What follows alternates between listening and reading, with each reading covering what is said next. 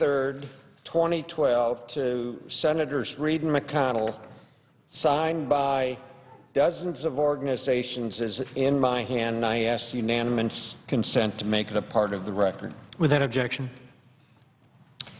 Well, Senator Alexander has proposed a good option that doesn't slap the job creators with a tax increase and doesn't divert funds that would otherwise go to Medicare and Social Security, and I support his proposal.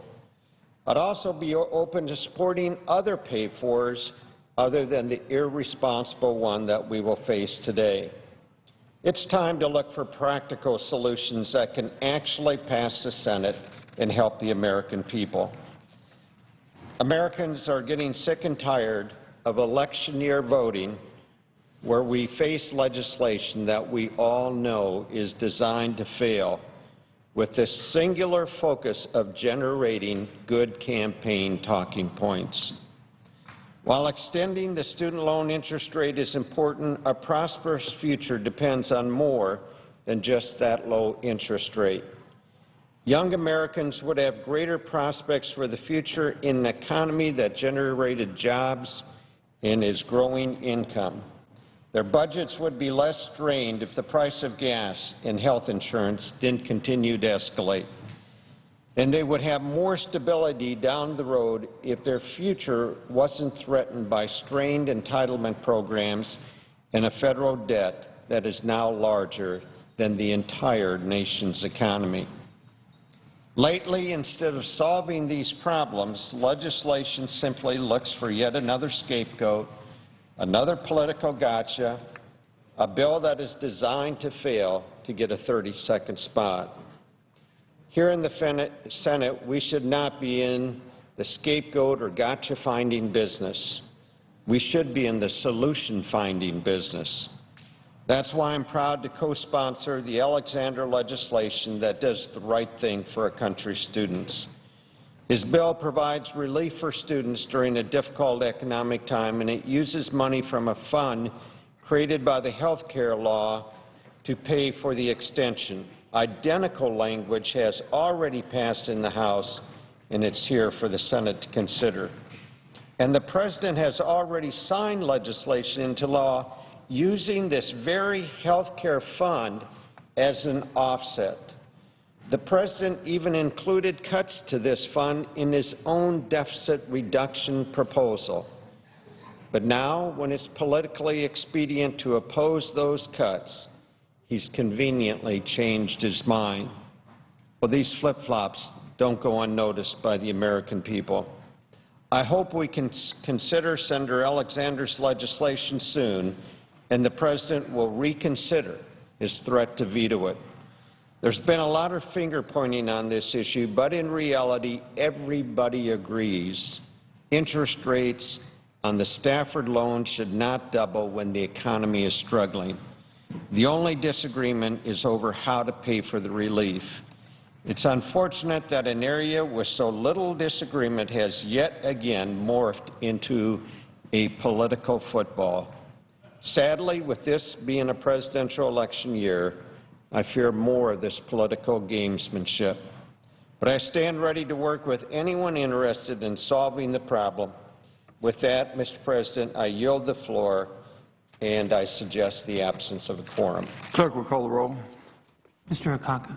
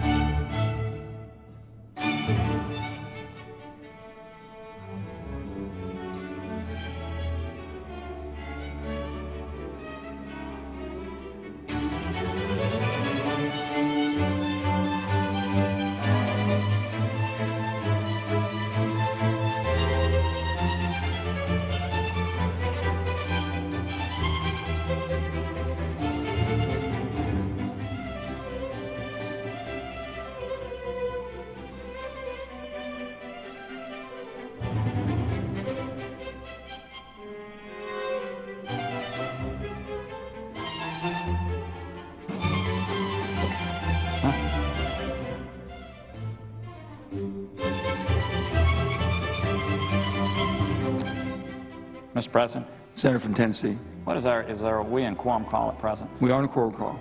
Mr. President, I ask that quorum call be vitiated. Without objection.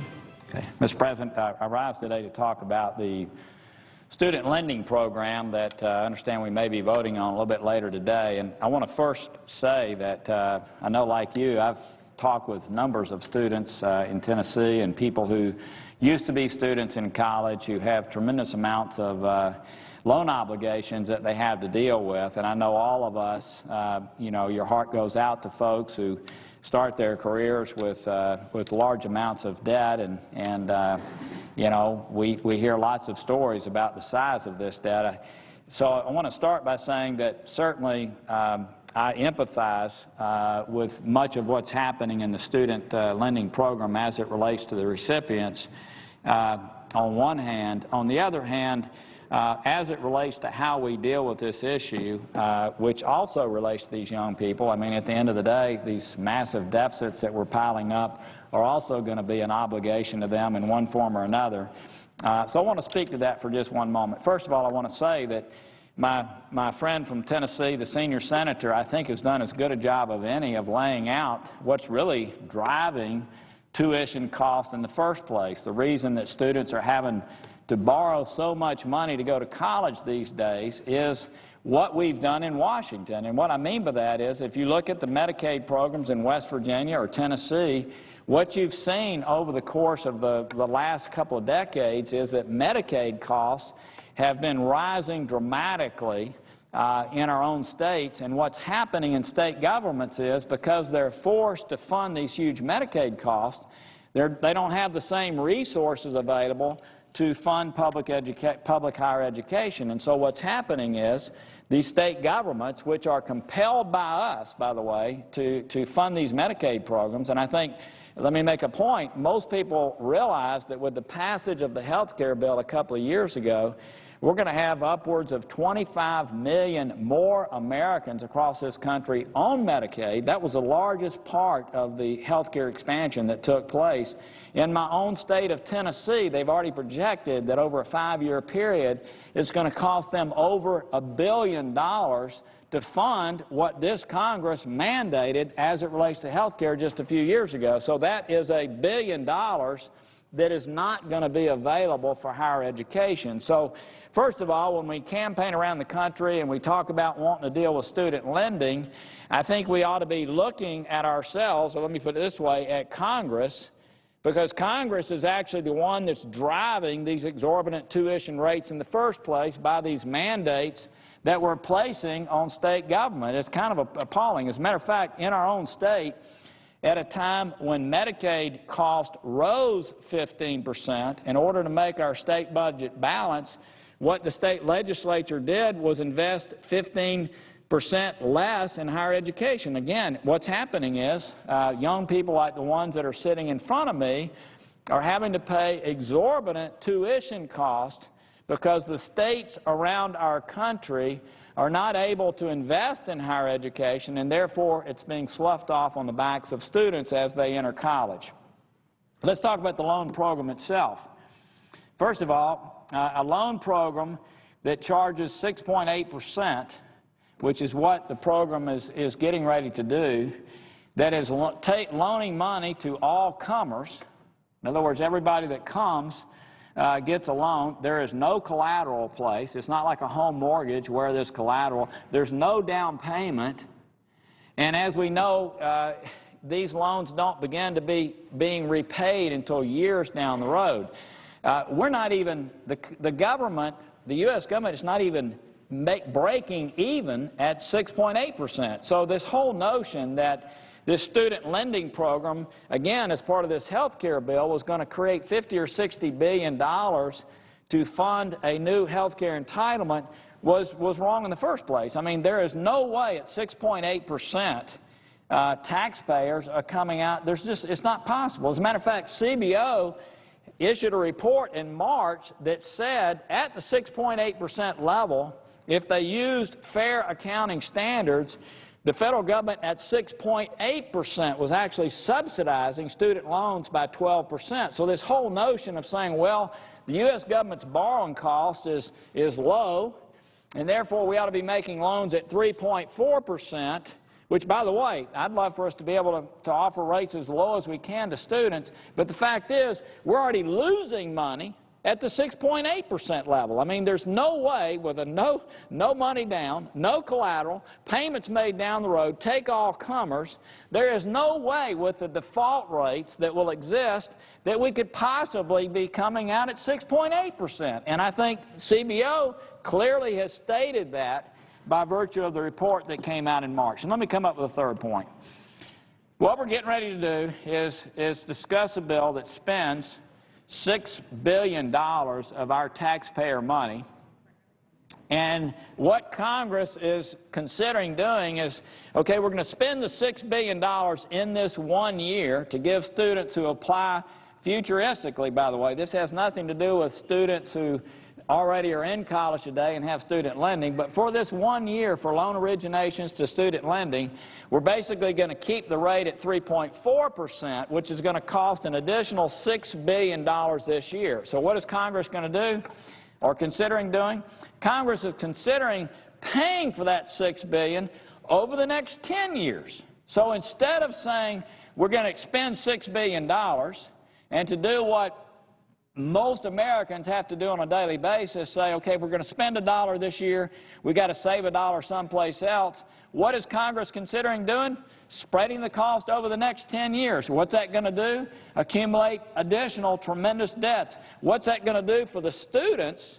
For the students who are now seeking these loans, candidly, what it does is pile up additional money that they're going to have to pay back. So, Mr. President, let me just close by this. I mean, I know that this is a campaign season. I know that candidates on both sides of the aisle are around college campuses in this country talking to students about their future. What I find just unbelievable, and I think these students, by the way, are a lot brighter than people give them credit for as they are campaigning around on college campuses. But basically, I think these students understand that as politicians are going around trying to offer them deals, they understand that at the same time Washington is piling up tremendous amounts of debt on these students. And not only are they going to have their student loans to repay, but they're going to have all the trillions and trillions and trillions of dollars of debt that Congress is adding on in order to curry favor, by the way, with citizens of all walks of life in our nation. You know, that's what's happened in Western democracies. We're seeing it play out right now in Europe. But what I think these students are quickly figuring out is that we're really not giving them anything. Basically, we're taking with the other hand. I think the numbers will carry this out. Mr. President, if in fact we do deal with this student lending program over the course of the next 6 weeks, and my guess is we may well do that, I hope we'll be honest with these college students and at least pay for this expenditure by not spending money on something else, so we're not, in essence, giving them something today, but taking away something much bigger from them over the long haul. Mr. President, I thank you, and I yield the floor.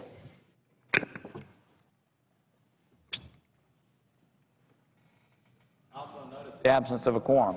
Clerk will call the roll. Mr. Akaka.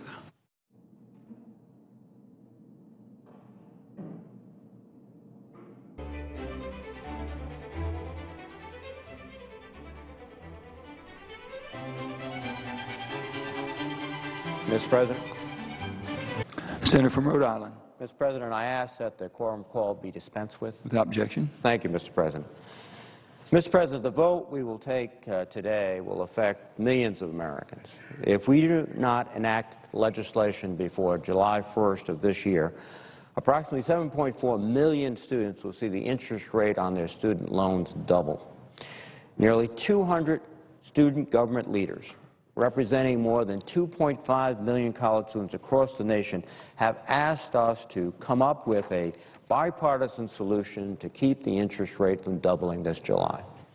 Hundreds of thousands of students, parents, educators, and concerned citizens have called and written to their senators and representatives with a simple message: don't double the rate. From them and for them, student loan debt is not a trivial matter. It's a matter of going to school, and it's a matter ultimately of the jobs they take and their ability to pay off those loans during their working life. Without action, students will pay on average an additional $1,000 for every year they have to take student loans if we let this rate double. Two-thirds of the class of 2010 graduated owing student loans with an average debt of over $25,000. They are walking out of school with a degree and a huge debt. And if we don't fix this problem beginning today, that debt will be larger for their successes in the years ahead. Student debt collectively has passed the $1 trillion mark, exceeding credit card debt. In fact, there are some that speculate this is the new bubble that is coming upon our economy. This is a serious issue.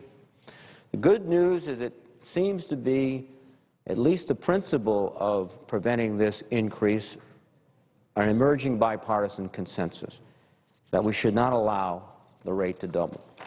The bad news is that my colleagues on the other side have chosen to use the student loan interest rate as another opportunity to attack health care. They have proposed to pay for the extension by cutting funds for the Prevention and Public Health Fund, reducing access to immunizations and services that seek to prevent cancer, diabetes, heart disease, to name a few. The President has already said that he would veto this attempt to pit health care against education. Health care which benefits us all, but particularly benefits those low-income and middle-income American families.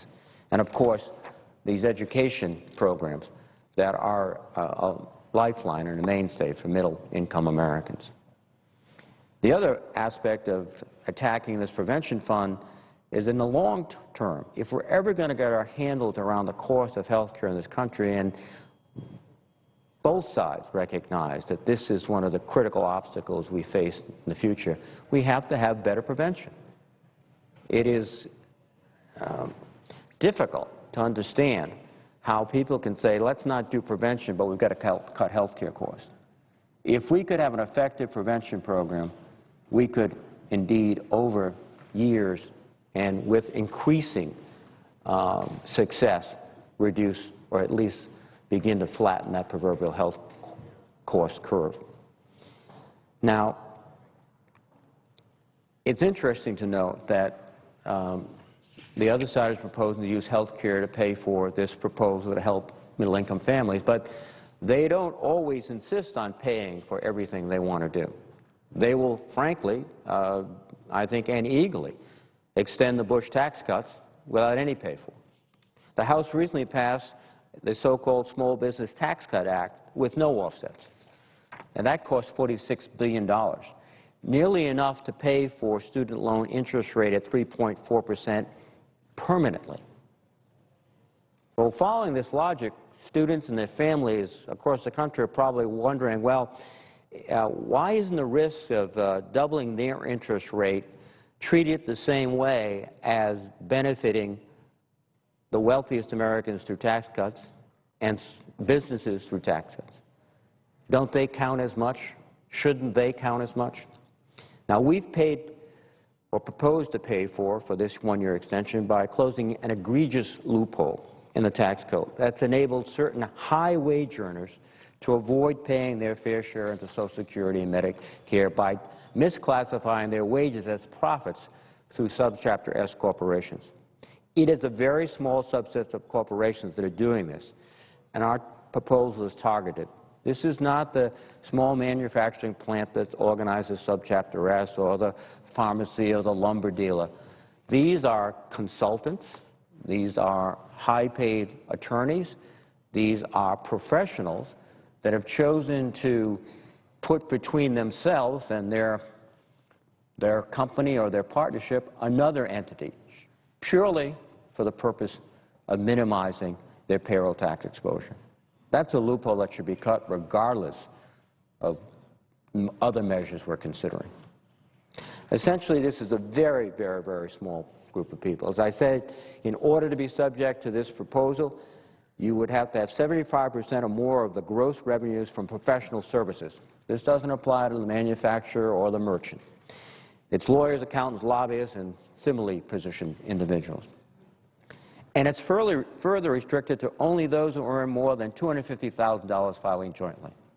So this is not the struggling, underpaid professional. These are people who are doing reasonably well in this very complicated and competitive society.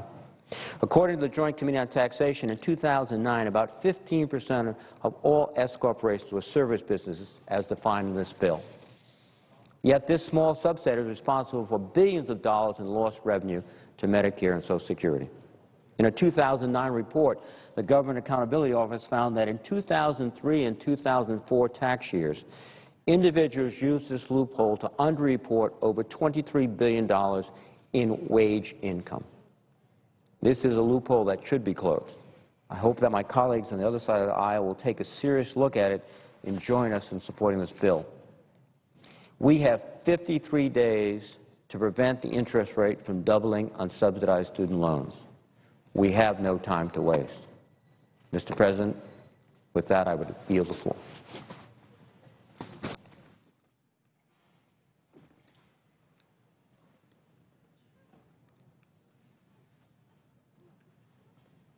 Check.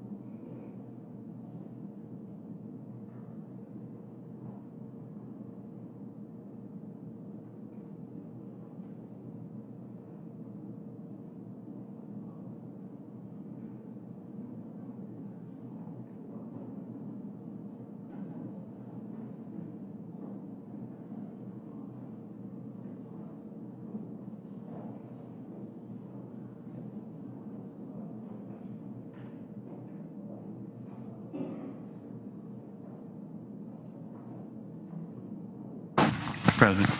Senator from Iowa.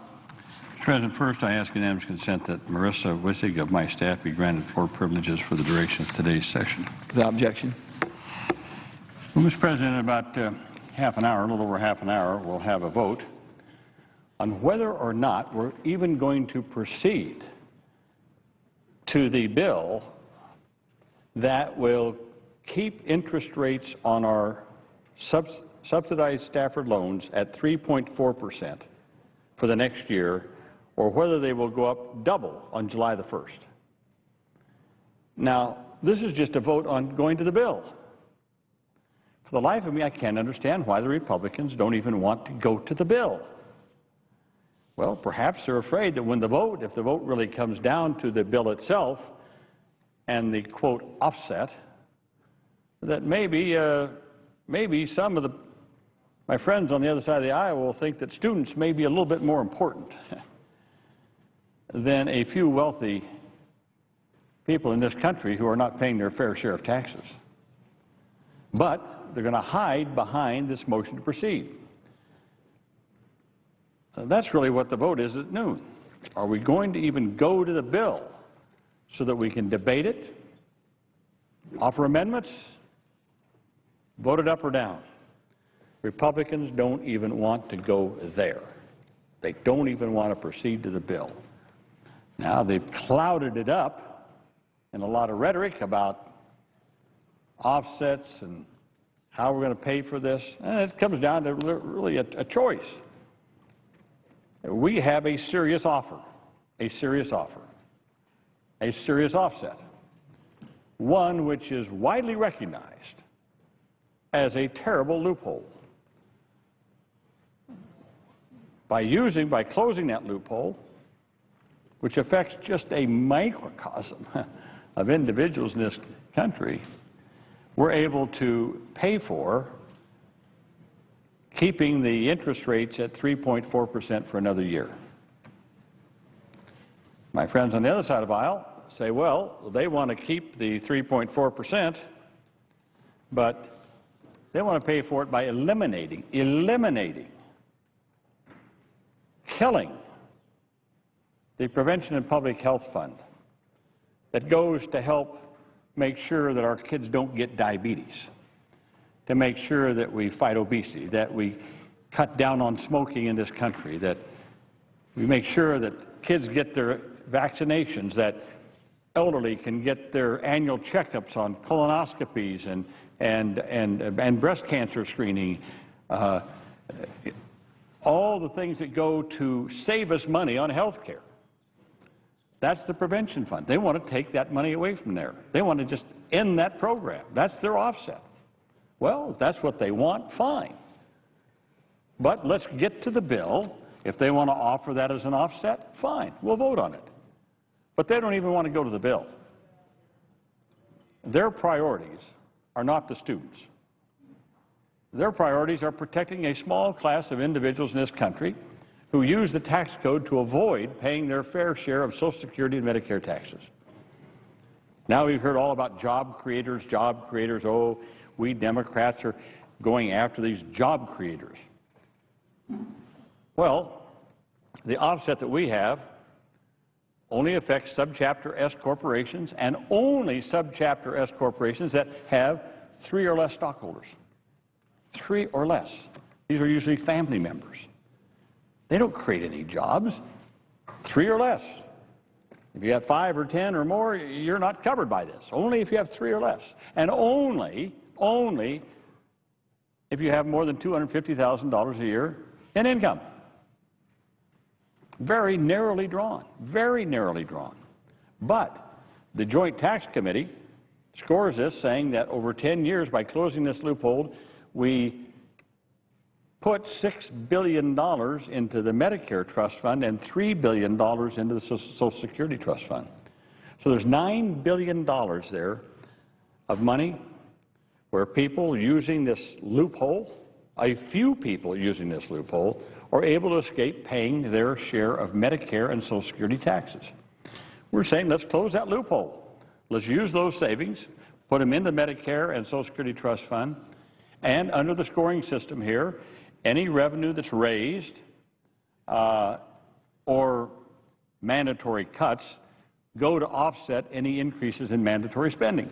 Well, that's sort of kind of budget jargon around this place. All it means is that by closing this loophole, we're able to do 2 important things.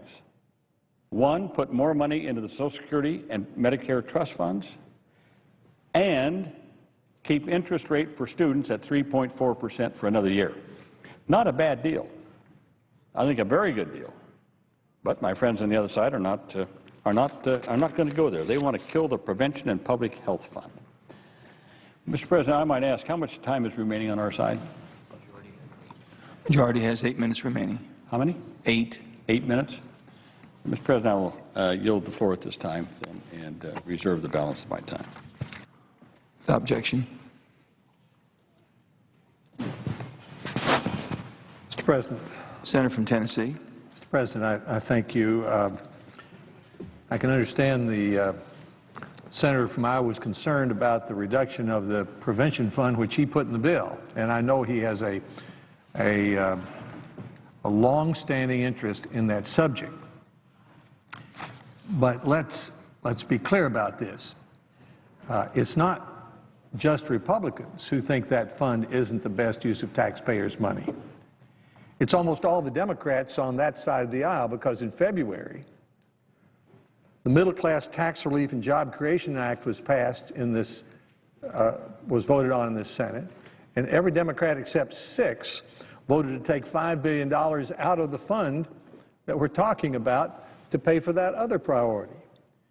And it's not only the Democrats on that side of the aisle, it's the President of the United States in the White House. President Obama, in his February 13 budget proposal, proposed taking $4 billion away from the fund. And then in his 2011 deficit reduction package, he proposed taking $3.5 billion from the fund. So it's a bipartisan proposal. I mean, we're a government that's borrowing 40 cents of every dollar we spend. And if we're going to spend some money, we have to save some money at the very least. And what we're proposing on the Republican side is the same goal that the Democrats have. It's the same goal that both President Obama and Governor Romney have, which is to take this 3.4% interest rate for new loans for 40% of students and extend it at that rate for another year while we take a look at what the long-term prospects could be. We agree on that. We agree that 3.4% ought to continue to be the rate for another year. The President agrees. Governor Romney agrees. We just don't agree with Senator Reid's proposal for how to pay for it. And we have suggested paying for it by reducing spending in the health care law and reducing it in a way that all but 6 Democratic senators supported, or at least from the fund that they supported reducing before, and from the fund that the President has supported reducing before. Now, why are we suggesting the health care law? Well, there's a reason for that. It's because those who pass the health care law are overcharging students on their student loans in order to help pay for the health care law.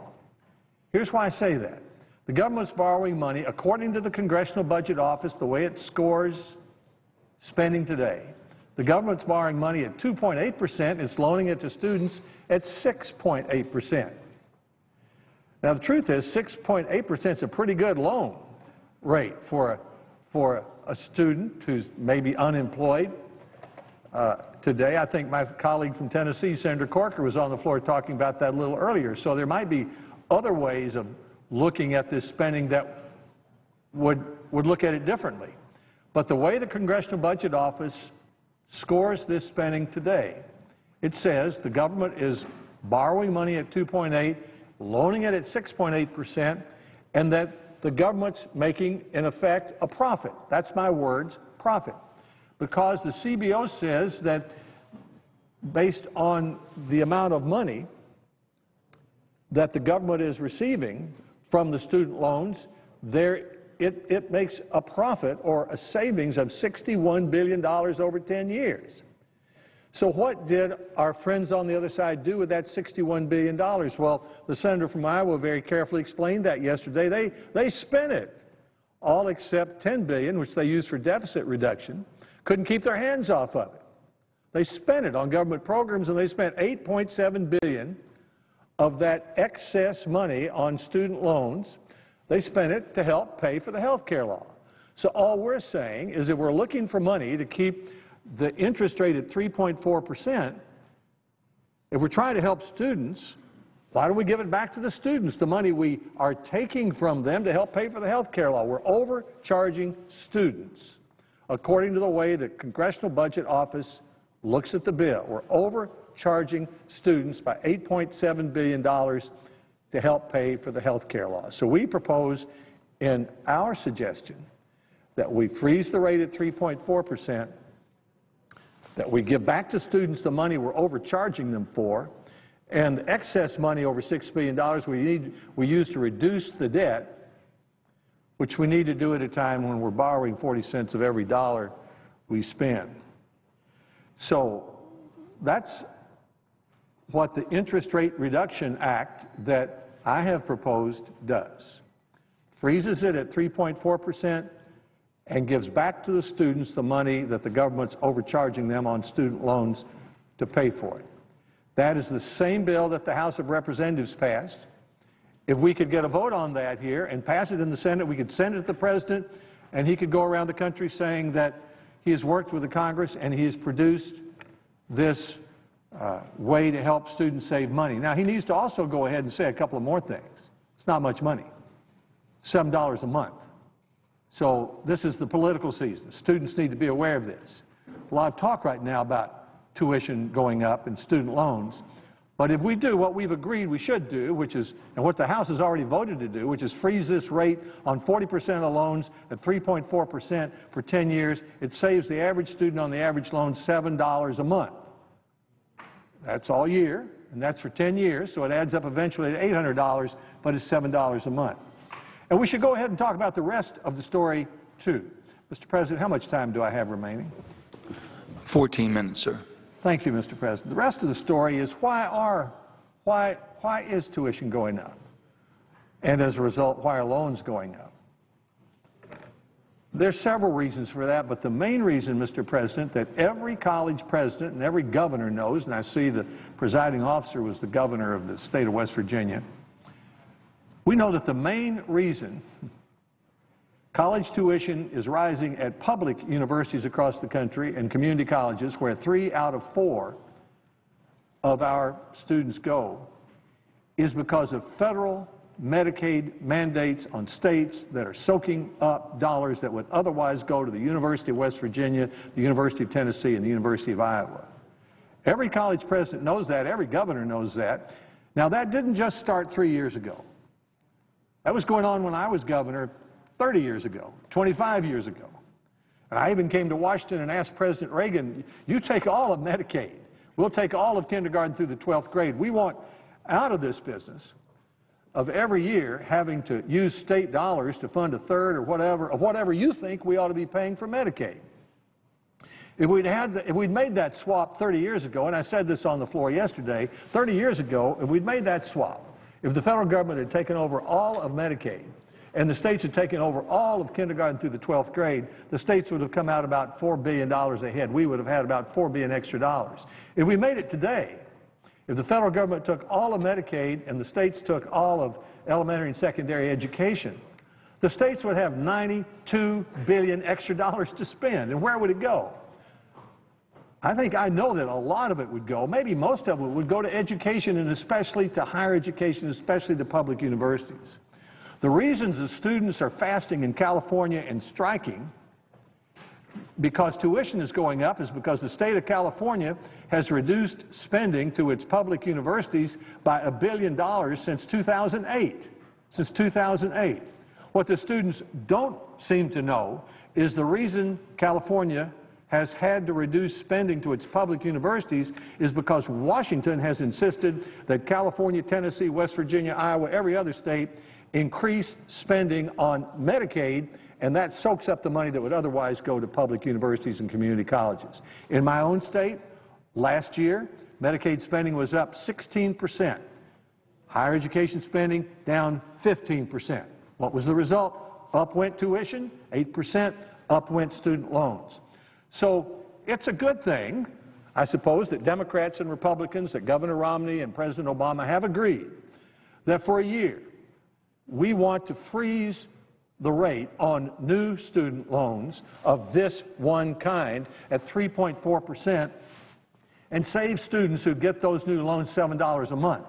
But what students need to know and families who need to know who are struggling to pay for college is that until we repeal this health care law or until we repeal these Medicaid mandates, those tuitions are going through the roof.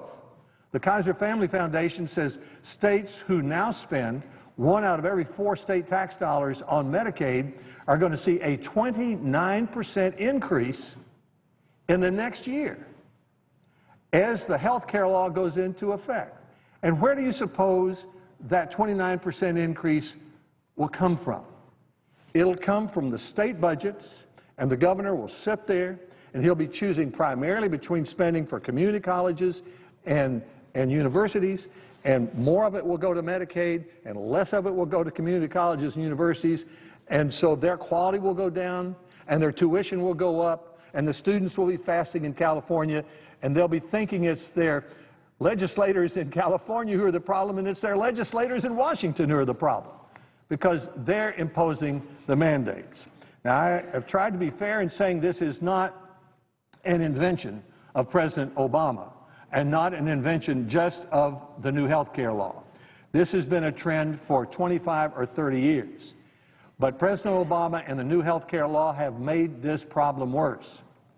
And this debate today, while it may save the students $7 a month in interest payments, and while we think the fairest way to do it is to take the money we're overcharging them and give it back to them, this debate at least highlights the issue that I hope I hear the President and Governor Romney talk about a lot this fall, which is who's really responsible for rising tuition and rising student loans. And I believe the main person and main group responsible are those who insist on continuing Medicaid mandates on states that soak up the dollars that should be going to public colleges and universities. Mr. President, I yield the floor and reserve the rest of my time. Without objection.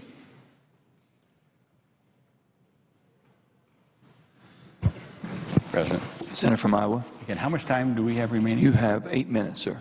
And the other side has how much? They have 9 minutes. 9 minutes. Mr. President, I always enjoy engaging in good debates with my friend from Tennessee. He's a very thoughtful senator, a very thoughtful member of our committee, too, and a good friend. And he is very thoughtful. And having been former Secretary of Education, he has a depth and wellspring of knowledge about education. And I respect that greatly. We obviously see things a little bit differently, but that's the nature of the animal around this place. We do see it a little bit differently. I would just say to my friend that without getting into a point-by-point kind of rebuttal, is that I want to make it clear that the President did put in his budget taking some money out of the prevention fund. Now, I assume my friend would know that I was not much in favor of that proposal.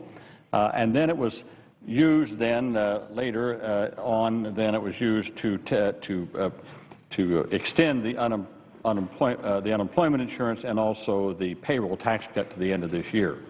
That money was used for that. I was not very supportive of that. I thought we should have taken the money elsewhere. But at least the President has said, that's it. No more. We'll take a nick out of that prevention fund, but no more, and that's why he issued a statement of administration policy saying that he would veto this bill if it had any cuts to the prevention and public health fund.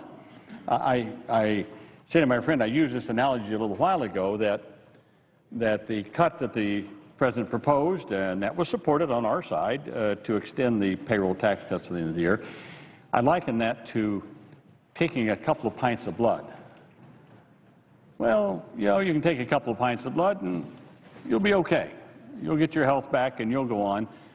But the proposal that I think that my friend from Tennessee is proposing takes all your blood, takes all of the prevention fund money. And when you do that, you're dead. So that's the little analogy I use here. Yes, they took a couple of pints of blood. I was opposed to that. But the prevention fund is alive and it's healthy and it's doing its job.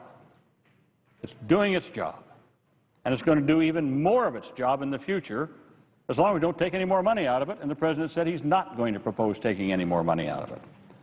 So I wanted to make that clear, that would happen one time, no more. And even those senators that had supported it on our side, as the Senator said, there were people on our side that supported that, have said, that's it, no more. We're not taking any more out of that fund. Lastly, I can't help but also talk again about the $61 billion that the Senator from Tennessee keeps talking about, that $61 billion. As I said yesterday, he's right. In one way, we did spend it. The question is, what do we spend it on? Well, as I said, $36 billion went to increase Pell Grants.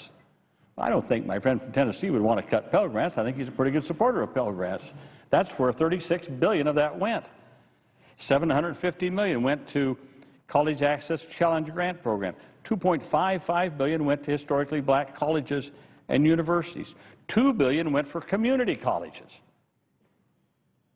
So my friend may be right. Now, maybe we could reduce those interest rates a little bit, but what that money is being used for is basically students.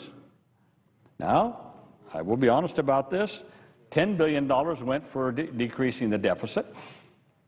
I don't think my friend from Tennessee would be opposed to that. $9.2 billion went to other health care programs, including requiring dependent coverage in the health care bill. In other words, how many students now are covered under their parents' policies till they're age 26? They didn't have that before. Now they've got it. And so some of this money was used to invest in that, or community health care centers. Yes, we did do that by providing some of the money from that, $9.2 billion of that, for some specific types of items in that health care bill. Lastly, Mr. President, I just have to ask you a question. Are we having a health care debate here, or are we having an education debate? I thought we're talking about education. We're talking about whether or not student loan interest rates on subsidized Stafford loans are going to double in July the 1st. Now it's morphed into some kind of a big health care debate. I've heard it said that the other side wants to keep the interest rates at 3.4% per year. Okay, fine. The question is, how do we pay for it? That's really the question. We have offered, in good faith, I believe, a serious proposal. Closing a loophole that affects a very small sliver of people in this country that are using the fog, a sort of a fog surrounding Subchapter S corporations to escape paying their fair share of Medicare and Social Security taxes. Now, yesterday, someone on the other side said, well, we can audit them. We get IRS audits. IRS only audits 0.5% of Subchapter S corporations' filings. So if there's kind of a fog out there, and I get to decide as a taxpayer, as a Subchapter S corporation, whether I get paid or whether it's dividends, what am I going to say? Dividends, because my odds are 99.5% that they're never going to audit me. 99.5%. That's pretty good odds. That's why the Joint Tax Committee says that by closing this loophole, we save over $9 billion put into the Social Security Fund and Medicare Fund, and at the same time be able to keep the interest rate for students at 3.4%. That's a serious offer. The offer from the other side is not serious. It's not serious. They want to kill the prevention fund? That's not serious at all. But that's where they've come from. Well, I'd say let's have a vote. Let's at least move the bill. That's what the vote is at noon. It's moving the bill, getting it out there, so that we can have a debate on the bill and how do we pay for it. Obviously, my friends on the other side of the aisle don't even want to bring the bill up. They don't want to bring it up. They're going to vote against cloture, against bringing the bill up even to discuss and vote on it. So, Mr. President, I just have one request. Mr. President, I have 5 unanimous consent requests for committees to meet during today's session of the Senate. They have the approval of the majority and minority leaders. I ask unanimous consent that these requests be agreed to and that these requests be printed in the record. Without objection. So again, I just close, Mr. President, by urging all senators to support the cloture motion so that we can get to the bill, that students and their families know that we're serious about this, and on July the 1st, their interest rates are not going to double on our middle-class families. I yield the floor. Mr. President. Senator from Tennessee. Mr. President, I appreciate the comments and the courtesies of the chairman of the Committee on Health and Education, and I recognize his leadership and his interest in these subjects. He asked the question, who connected health care to student loans? It was the Democrats who connected health care to student loans. Now think about this. Here we are debating the health care law a few years ago, and what happens?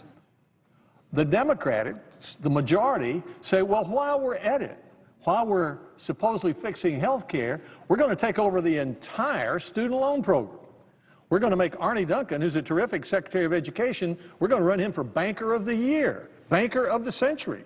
We're going to put him in charge of making $100 billion of new loans every year to students all over America. And so they, as a part of the health care law, they got rid of the student loan program, most of which was handled by people you would expect to be making loans, that's banks, and put it into the government. They did that on the theory that the banks were making too much money.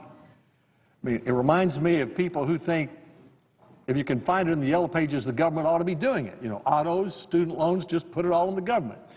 So if you're going to do that, Mr. President, if you're going to connect the two, student loans and banks, and then the Congressional Budget Office comes along and says, well, okay, If you take over the student loan program and put it in the government, you save $61 billion. That $61 billion ought to go to the students who are getting the loans. That's my view. That's our view.